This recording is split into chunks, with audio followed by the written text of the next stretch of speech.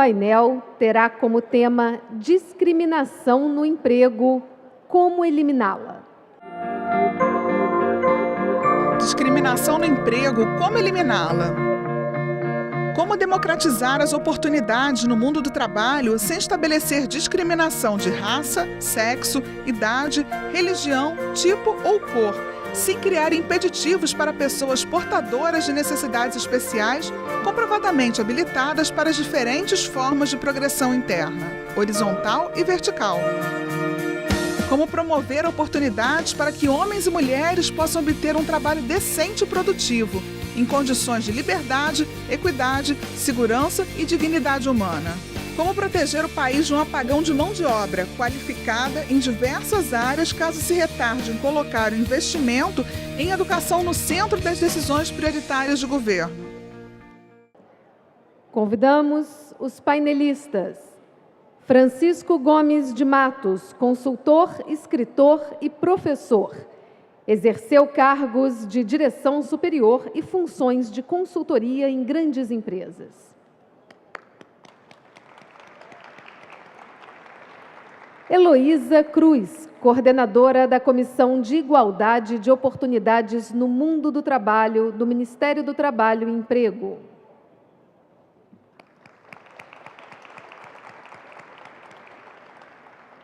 E para presidir o painel, convidamos a senhora Laís Abramo, diretora da OIT no Brasil.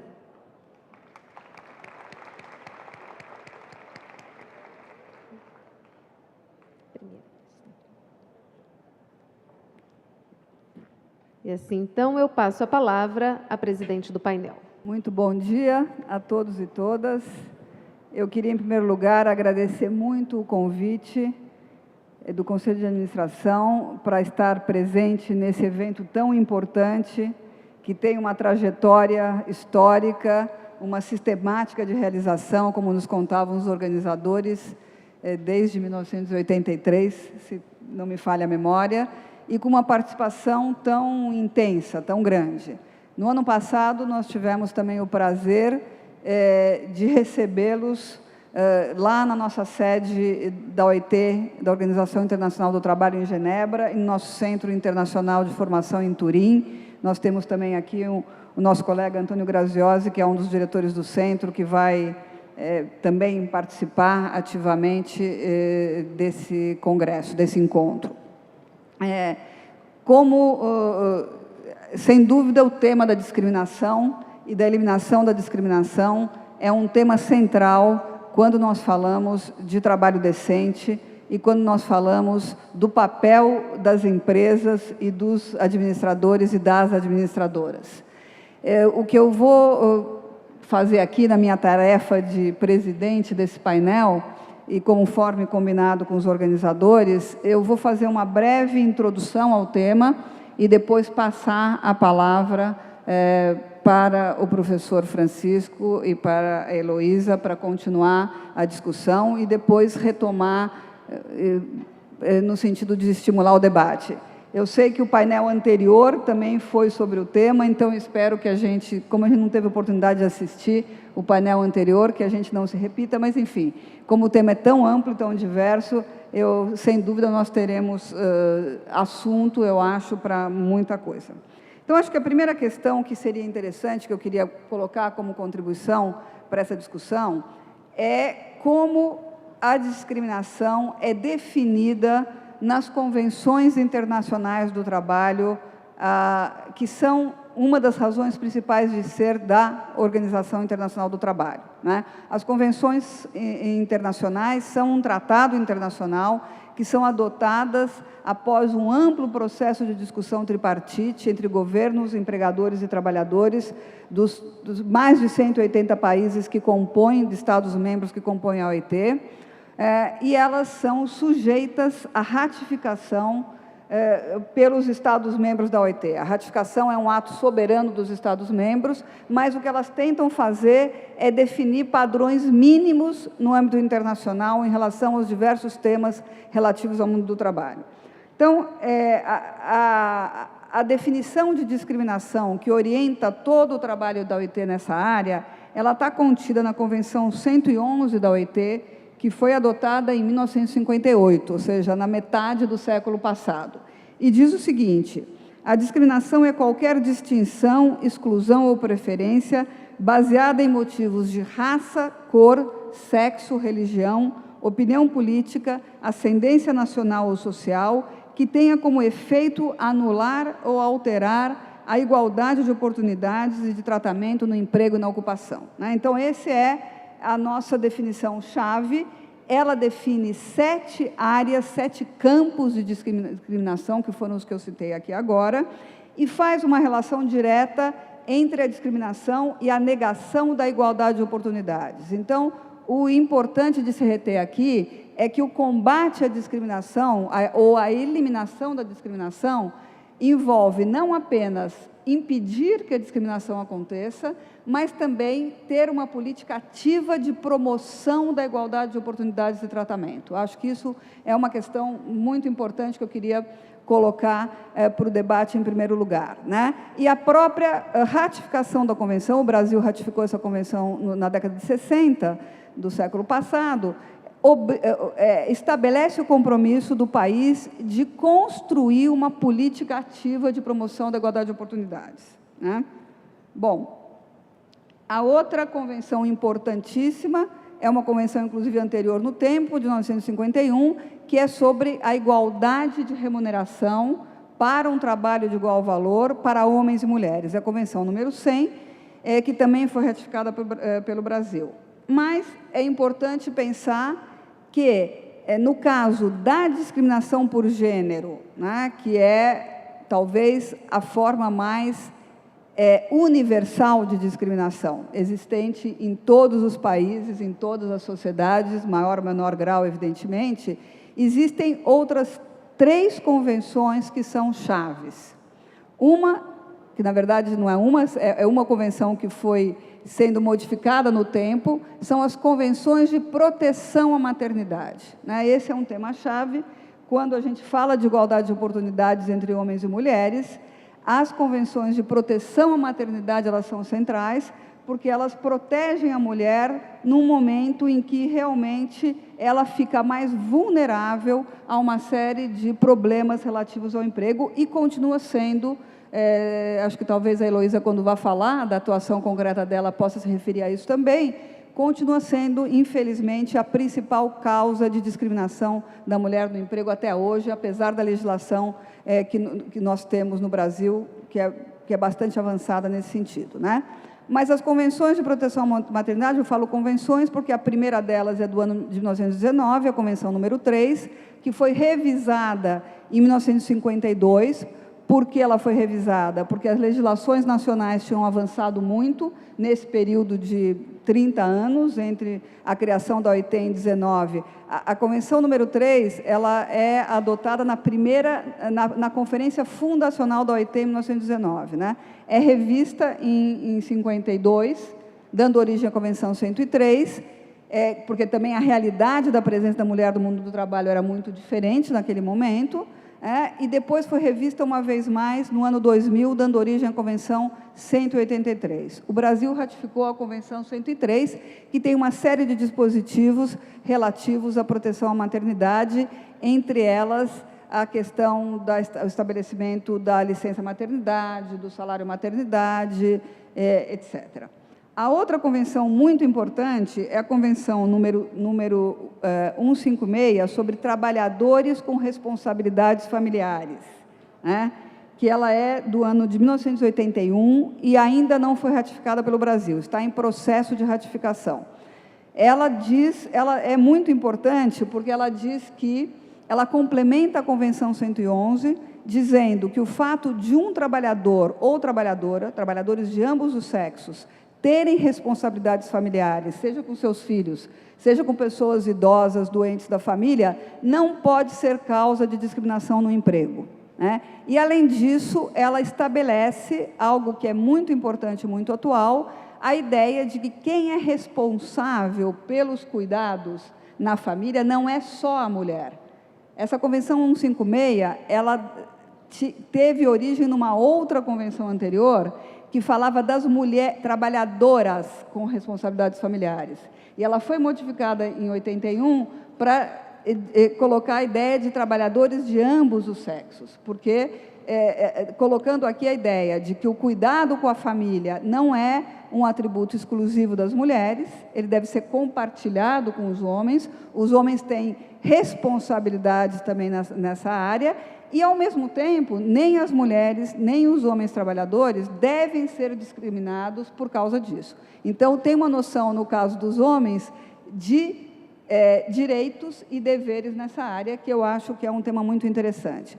E, por último, uma convenção que foi aprovada no ano passado é a Convenção sobre Trabalho Decente para os Trabalhadores e Trabalhadoras Domésticas, que é de grande relevância também, porque diz respeito a uma categoria de trabalhadoras que continua sendo a maior categoria ainda no Brasil e na América Latina, em muitos países da América Latina, que são as trabalhadoras domésticas, e que têm, em geral, direitos inferiores aos demais trabalhadores assalariados. No caso do Brasil, a nossa legislação é relativamente avançada, mas ainda assim não são os mesmos direitos, e em alguns outros países do mundo a legislação é muito ruim ou inexistente. Então, essa convenção ela foi adotada no ano passado, já foi ratificada por 4 países, 3 deles da América Latina.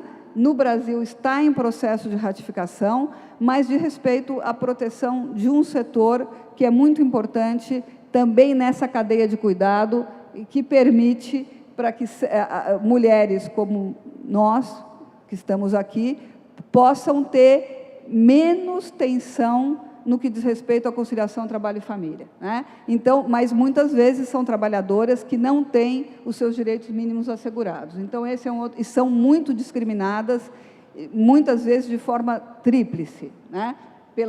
Por serem mulheres, pela sua origem social e muitas vezes por serem negras, indígenas, migrantes.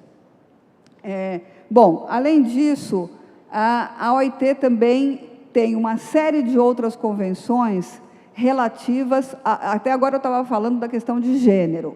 A Convenção 111, como eu disse, ela define 7 áreas de discriminação, né? Existem uma série de outras convenções, que eu vou só fazer referência aqui, relativas, por exemplo, aos trabalhadores migrantes, aos povos indígenas. No caso das pessoas que vivem com HIV e AIDS, não é uma convenção, é uma recomendação que foi adotada em 2010 também, mas, enfim, a OIT não se preocupa apenas com a discriminação de gênero, mas com as múltiplas formas de discriminação que afetam uma série de segmentos da população trabalhadora, as pessoas com deficiência, a discriminação racial, étnica e tudo mais, né? As convenções da OIT, elas se dirigem, em geral, ao conjunto dos trabalhadores, então, por si, elas já colocam os trabalhadores numa igualdade de condições nessa área. Bom, queria também, depois dessa breve relato sobre as convenções, dizer que é muito importante também, em termos da discussão que eu acho que a gente pode fazer aqui. Bom, para a OIT, a questão da discriminação é um tema de direitos humanos, porque a discriminação ela vai além de uma mera infração trabalhista, não que eu queira diminuir o peso das infrações trabalhistas, mas ela diz respeito à dignidade do ser humano, né? Uma pessoa que é discriminada no trabalho ou fora dele, na sociedade, ela tem um direito negado, ela tem o direito negado de exercer plenamente as suas potencialidades, mas, além disso, ela sofre um atentado à sua dignidade humana, né? Por isso que a OIT considera o tema da discriminação como uma questão de justiça social e de direitos humanos, né? Direitos no trabalho e de direitos humanos. E também uma questão de desenvolvimento das empresas e das sociedades. Por que é uma questão de desenvolvimento? Porque se uma pessoa não pode exercer as suas potencialidades e as suas capacidades que ela conseguiu desenvolver ao longo da sua vida, né, com um investimento importante da sociedade, inclusive, na educação, na formação profissional, se ela não consegue exercer adequadamente esse potencial, não por um tema de mérito pessoal ou de qualificação, mas por uma característica pessoal que não tem nada a ver com isso, mas está relacionada ao seu sexo, à cor da sua pele, à sua religião, à sua origem nacional, o fato de ser ou não ser portadora do HIV ou AIDS, a sua orientação sexual, né?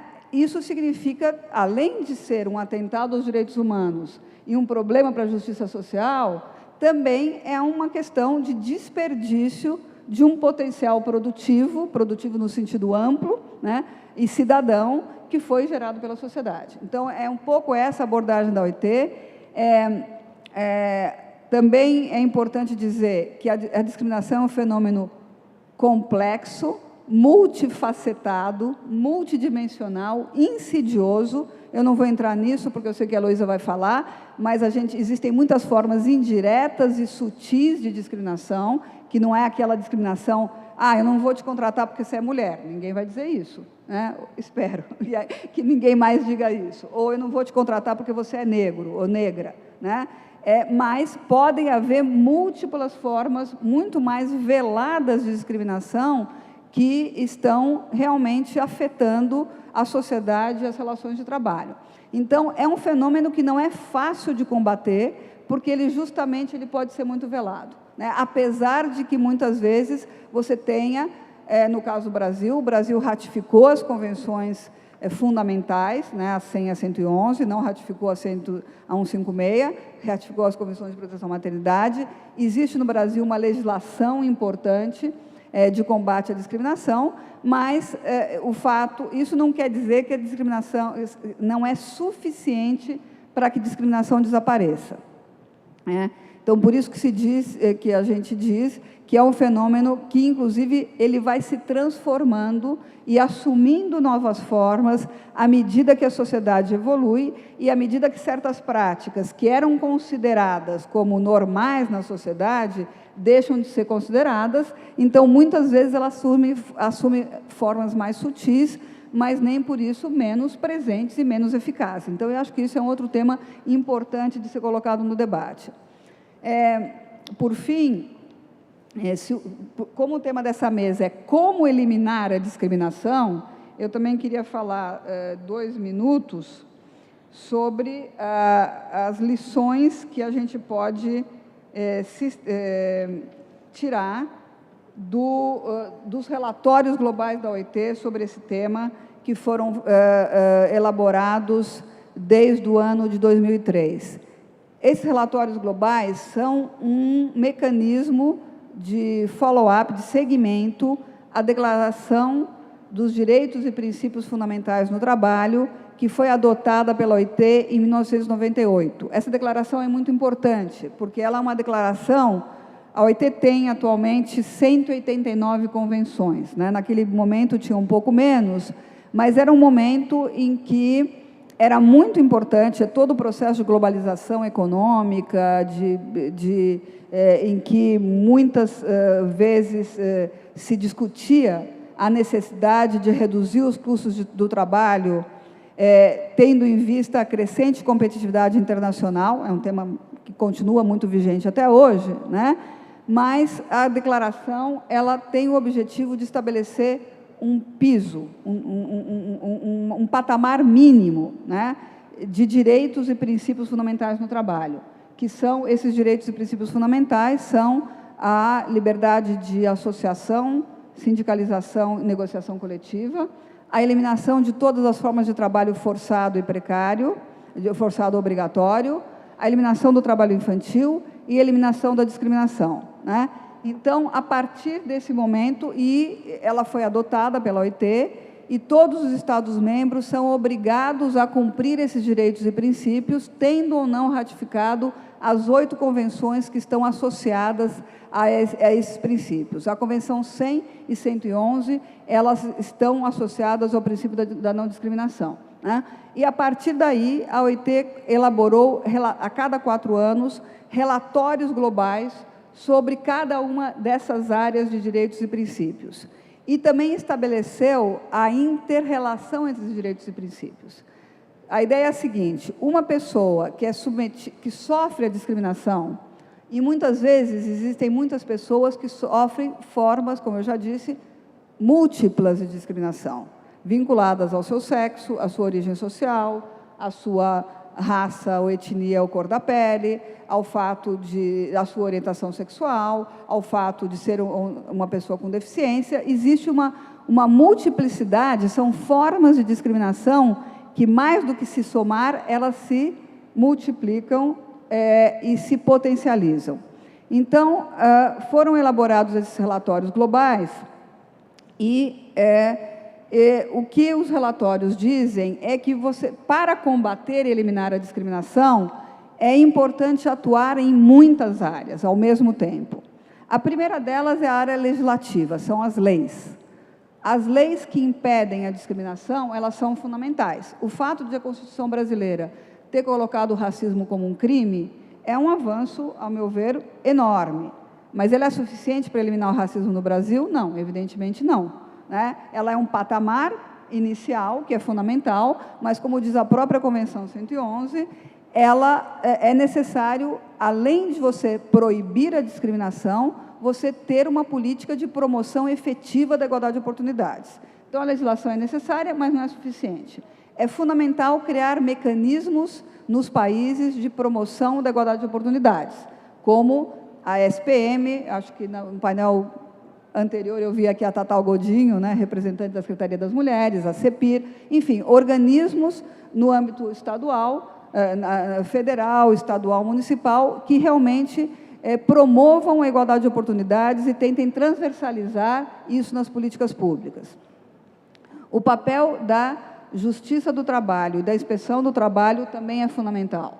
Na medida que, como no caso do Brasil, a CLT coloque o tema da discriminação como um tema central, isso autoriza os inspetores do trabalho e outros membros da administração do trabalho a desenvolver políticas e ações concretas de combate à discriminação e de tentativa de fazer com que a legislação seja cumprida. É fundamental também a atuação das organizações sindicais e de empregadores e os mecanismos de diálogo social. A negociação coletiva é um instrumento importante também para fazer avançar essa discussão. E com isso eu queria terminar, ressaltando também, que é um dos temas que eu também queria colocar aqui para os nossos debatedores, que é o papel das ações de responsabilidade social e das ações voluntárias das empresas no combate à discriminação e na promoção da igualdade de oportunidades. Esse é um tema que vem crescendo também, esse é um tema que diz respeito muito também ao papel dos administradores e administradoras e ao que pode ser feito no sentido de realmente fazer avançar essa luta pela eliminação da discriminação em todas as formas em que ela possa se manifestar num país, numa sociedade, numa empresa. Muito obrigada. Acho que eu falei talvez mais do que eu deveria aqui no meu papel de presidenta. E eu queria passar a palavra imediatamente para o professor Francisco.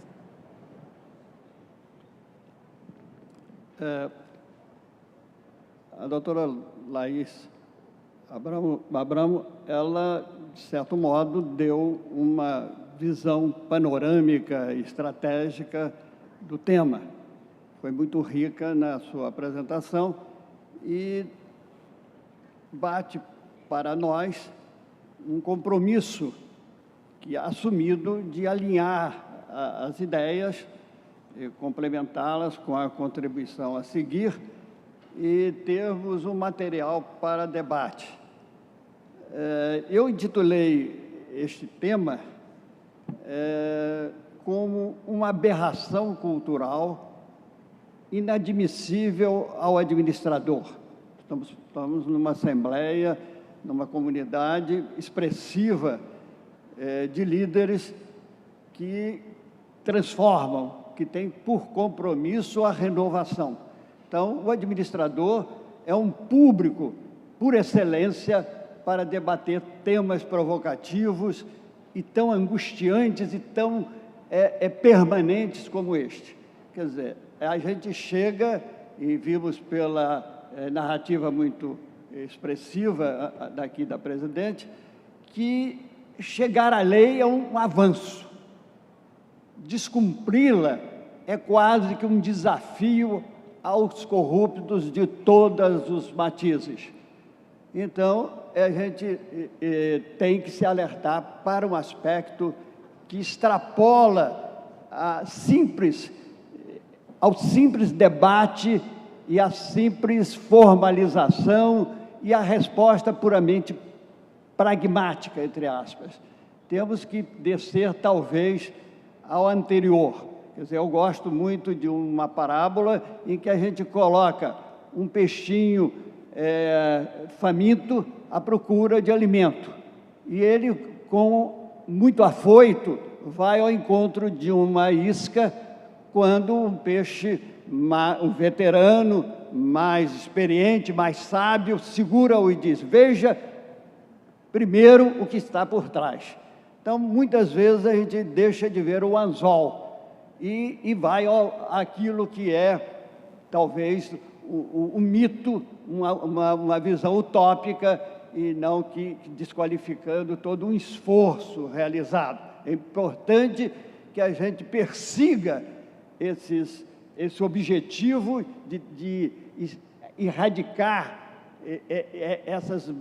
esse mal que existe na sociedade, minando-a, tornando-a infeliz, e busque atacar as coisas na sua origem.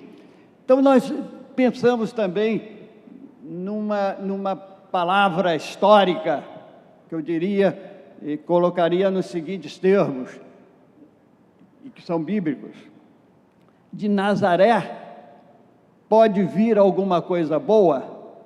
Isso foi a resposta que Natanael deu a Filipe, que o convidou para conhecer Jesus Cristo.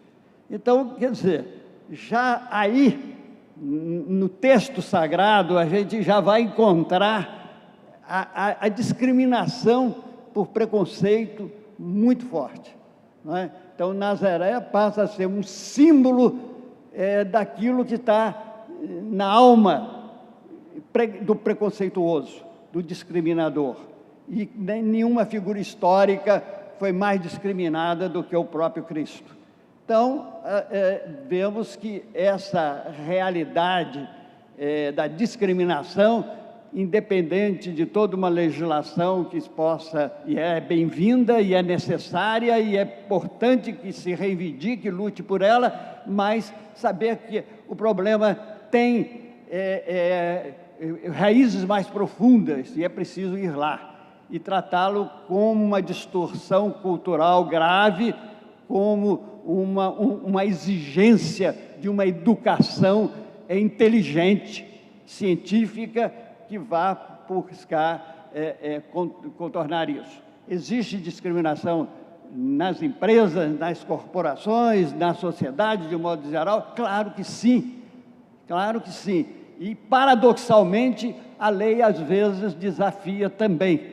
Aqui, essas distorções busquem se mascarar, busquem exatamente aquilo que a Laís colocou, se apresentarem de uma maneira mais sutil, de uma maneira pouco explícita, mas não por isso menos deletéria e menos destrutiva.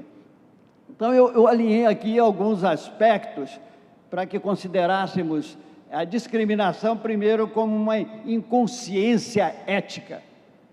Quer dizer, o discriminador, qualquer manifestação de discriminação, está ferindo a ética, está ferindo a dignidade humana, está ferindo o outro. Quer dizer, é uma agressão e um desrespeito à dignidade humana. Esse é um ponto fundamental, e quando se vê a ética como buscando o bem comum, quer dizer, buscando a verdade no outro, a ética se realiza no nosso semelhante, no nosso companheiro de trabalho, no nosso mais próximo, no nosso mais próximo. Discrimina-se, os amigos se discriminam muitas vezes até por esse defeito genético, que eu chamaria assim, em termos do conhecimento, em termos da cultura, alguma coisa que vem de muito profundo.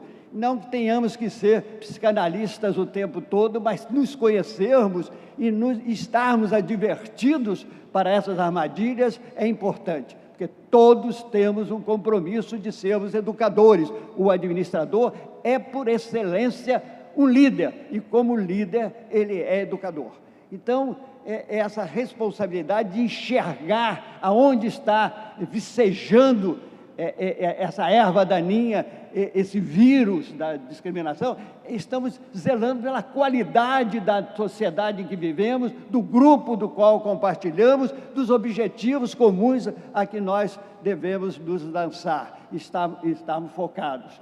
Então, essa inconsciência ética é o primeiro ponto que eu quero colocar como desafio. E, segundo ponto, que a discriminação é uma manifestação de desamor. E eu, quando falo do desamor, eu estou querendo exatamente mostrar que a solidariedade é a palavra-chave que vai determinar qualidade, que vai determinar excelência, que vai determinar felicidade. O amor, e só pelo amor, e o amor precisamos resgatar uma verdadeira pedagogia do amor, a inteireza conceitual desse termo que é abastardado até por uma questão de discriminação. Quer dizer, é preciso que a gente assuma a bondade, assuma a generosidade como um compromisso pessoal de conviver. Sem o amor não há convivência possível. Sem solidariedade, nenhuma estrutura aguenta. Por mais científica que ela seja, faltou essa essencialidade, faltou tudo. O risco se torna a ameaça que leva exatamente ao caos. O desamor, quando eu falo nisso, eu quero mostrar o seguinte, que no sentimento, amor e ódio estão presentes na realidade humana.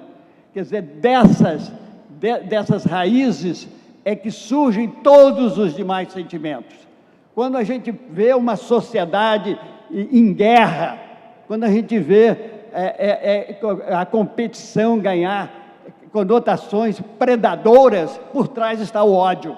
Que a concorrência é muito importante mostrar o seguinte, que a gente, o segredo de viver, de conviver, é administrar as diversidades, é saber ver num grupo que cada um com os seus talentos e com as suas dificuldades de realização, com os seus defeitos, eles estão contribuindo, estão se complementando,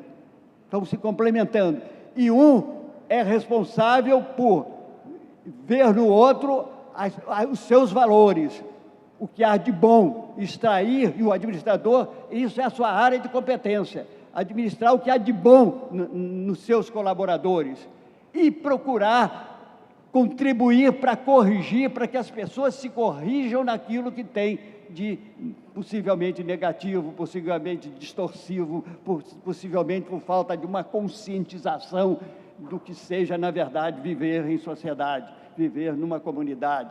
Integração é a palavra de ordem. Educação se faz com integração de valores e traduzir esses valores em compromisso de ação, e aí está a estratégia.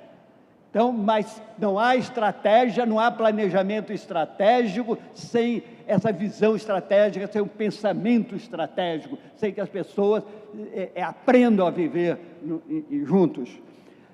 Coloco com outro ponto a ignorância. E a ignorância eu a vejo dentro dessa sutileza que colocou a Laís, com exatamente essa sutilidade, em termos de sutil, quer dizer, a ignorância intelectualizada, a ignorância racionalizadora, que é capaz de se desculpar de tudo, de arranjar razões por tudo. O racionalizador é um miserável, porque ele usa da inteligência, usa de pretensa intelectualidade para poder prevalecer-se na força, no autoritarismo. Então, cuidado com esse tipo de ignorância que está por aí, contaminando a sociedade. Incompetência em administrar emoções. A gente já, de alguma maneira, colocou isso, mas é importante o seguinte, que o homem é razão e emoção, e o homem é muito mais emoção do que a razão. Então, se a emoção tranca a porta, a razão não tem razão, a razão não prevalece. Então, muito conhecimento não necessariamente não gera sabedoria. Sabedoria está exatamente nessa compreensão, nessa conciliação entre ser cérebro e coração, em harmonizar os sentimentos, porque eles é que estão calçando o relacionamento. As pessoas se encontram em termos de uma empatia, em termos de uma interação na linha da alma, na linha de encontrar no aparente o que está o essencial e buscar esse essencial. Isso significa, em termos de administração, consenso, trabalhar o consenso, trabalhar as verdades comuns, que é por aí que vem a estratégia vitoriosa. É por aí que se vai encontrar, no todo, um conjunto que se completa. Não há inimigos. Quando nós estabelecemos inimigos, nós nos fragilizamos. Aquela coisa de que a estratégia é uma estratégia de guerra. Não, a estratégia tem que ser de paz. A estratégia é de paz. E é por aí que se perpetuam as organizações, inclusive empresariais.